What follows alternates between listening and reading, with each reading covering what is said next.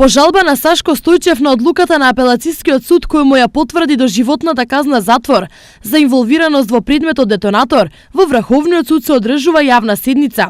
Апелацискиот суд Скопје во јануари 2015 година делумно ја потврди пресудата на Основниот суд Скопје 1 за случајот детонатор, во кој на 15 лица им се судеше за злосторничко здружување, обид за убиство, измама, лихварство, недозволено држење на оружје, непријавување и за подготвување на кривично дело. Според обвинителството, осудените освен што се занимавале со лихварство, во 3 наврати се обиделе да го убијат Драган Стоименов, подметнувајќи му бомба под возилото.